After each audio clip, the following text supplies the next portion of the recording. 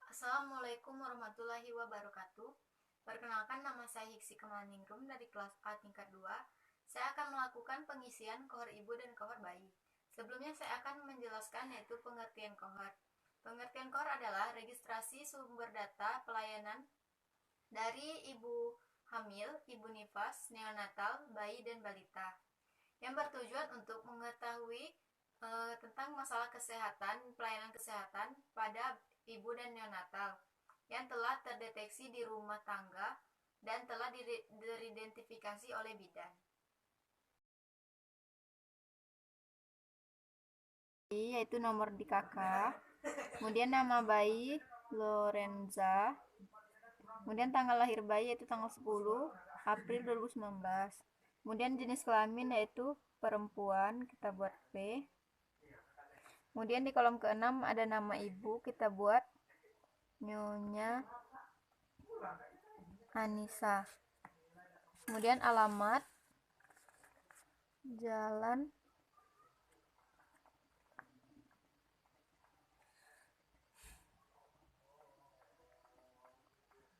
kemudian nomor telepon,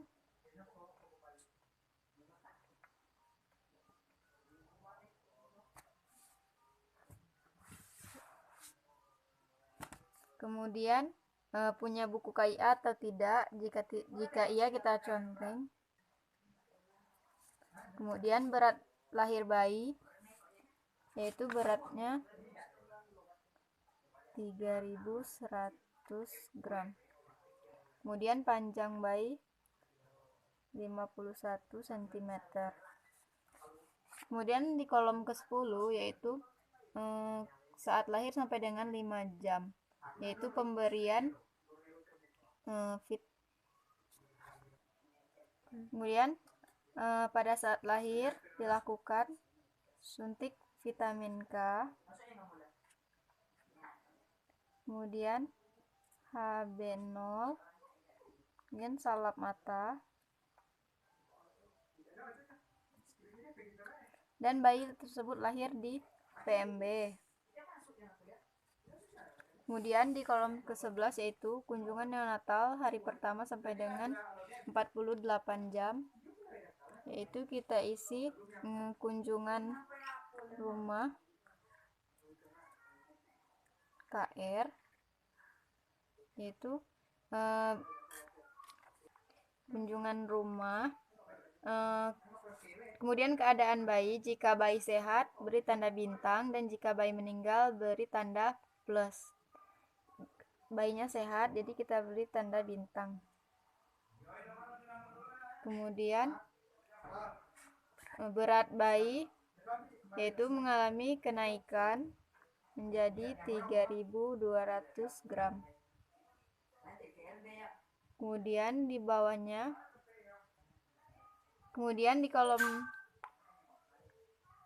jika terdapat kenaikan berat badan, kemudian beri huruf N. Jika berat badan turun, kemudian letakkan huruf T. N karena berat badan bayi tersebut naik. Kemudian di kunjungan kedua melakukan, kemudian buat selanjutnya kunjungan rumah, keadaan bayi sehat, kemudian mengalami kenaikan menjadi 3300 gram. Ini kita buat N. Kemudian kunjungan ketiga kita buat kembali KR, keadaan bayi sehat, mengalami kenaikan berat badan menjadi 3400 gram. Yang di sini diletakkan N. Kemudian di kolom kunjungan bayi masukkan berat badan lahir bayi, yaitu berat badan lahir bayi 3100 gram. Kemudian berat panjang badan lahir bayi yaitu 51 cm. Kemudian langsung ke Juli karena ini posyandu. Kemudian melakukan kunjungan 3 kali dalam setahun yaitu kita letakkan di bulan Juli. Posyandu kita buat di sini PY dengan posyandu artinya. Kemudian keadaan bayi yaitu sehat, kita letakkan lagi lambang bintang. Kemudian kita letakkan berat badan bayi, yaitu berat badan bayi mengalami kenaikan menjadi 4.100 gram. Kemudian perkembangan SDITK-nya sesuai, kita buat di sini menjadi SD. Kemudian lanjut ke kolom Oktober, kita buat kembali kunjungannya yaitu posyandu. Kemudian keadaan bayi sehat, kita beri lambang bintang. Kemudian diperiksa kelang menjadi 3 bulan sekali. Jadi setelah bulan Juli diperiksa lagi ke bulan Oktober. Kunjungannya sama, posyandu, keadaan bayi sehat. Kemudian mengalami kenaikan berat badan yaitu menjadi 6.200 gram. Kemudian SDITK-nya sesuai, kita buat lagi SD. Setelah itu masuk lagi ke kunjungan ke pemeriksaan 3 bulan, yaitu pada bulan Januari. Melakukan posyandu, kita buat P. Kemudian keadaan bayi masih sehat, kita buat tanda bintang. Kemudian mengalami kenaikan berat badan menjadi 7.100 gram. Kemudian perkembangan SDITK-nya juga sesuai, kita buat di sini tanda SD.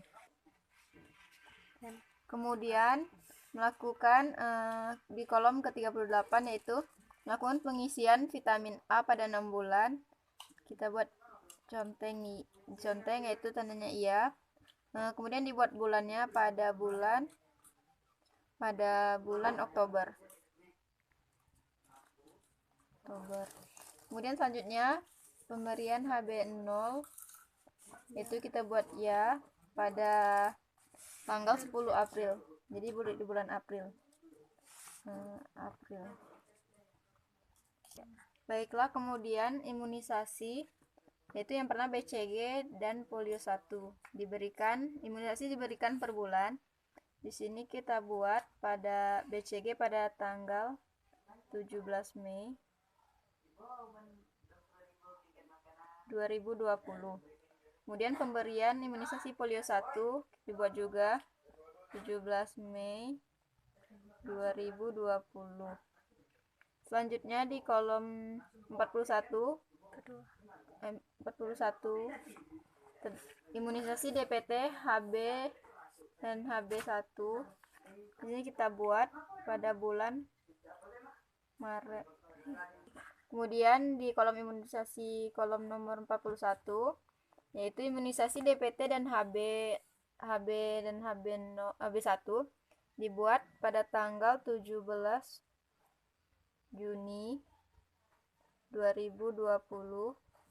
Kemudian polio 2 juga dibuat 17 Juni 2020.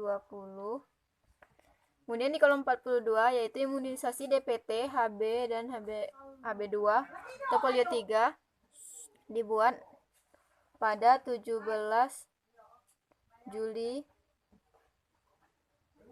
2020. Kemudian imunisasi polio 3 juga dibuat 17 Juli 2020. Kemudian di kolom 43 yaitu imunisasi DPT, HB3 dibuat sudah pada bulan Agustus.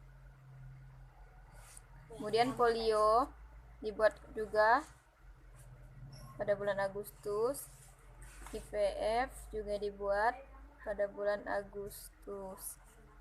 Kemudian campak juga ya pada bulan September. Kemudian buat kembali. Kemudian IDL yaitu imunisasi dasar lengkap, Jika bayi sudah memenuhi imunisasi dasar lengkap dibuat ya. Kemudian bayi hidup udah diisi. Iya.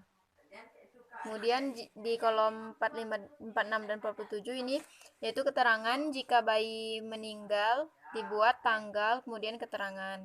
Tapi jika bayi sehat saja tidak usah diisi. Kemudian pengisian kohor ibu yaitu tanggal, kita letakkan tanggal pada di ini.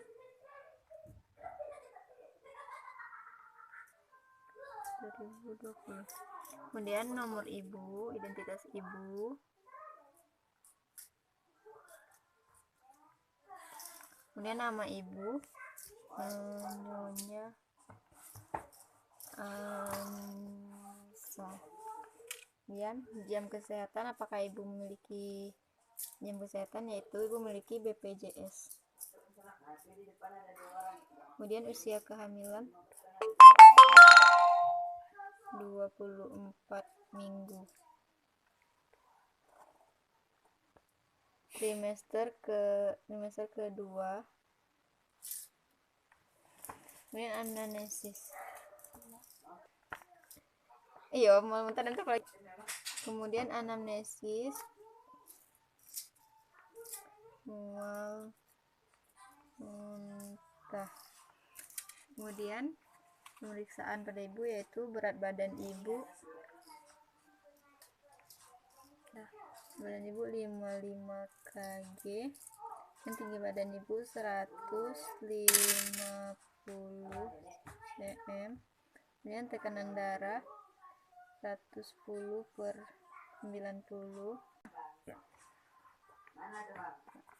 Kemudian TFU yaitu sesuai dengan usia. Kemudian TFU sesuai dengan usia kami 20 minggu yaitu 20 cm. Kemudian lila lingkar lengan ibu. Kemudian lila 26 cm. Status gizi ibu naik. Kemudian refleks patella ibu positif. DJJ 140 kali per menit. Kepala sudah masuk pintu atas. Sudah masuk apa belum? Kemudian belum. BM. Kemudian TBJ 600 gram. Kemudian jumlah janin tunggal, presentasi, status imunisasi TT2 ya, injeksi TT ya, catat di buku KIA ya, per etap atau per botol ya. Kemudian HB HB protein urin negatif, gula darah negatif, kemudian thalassemia negatif, sifilis negatif, HBsAg negatif, semua dengan HIV negatif.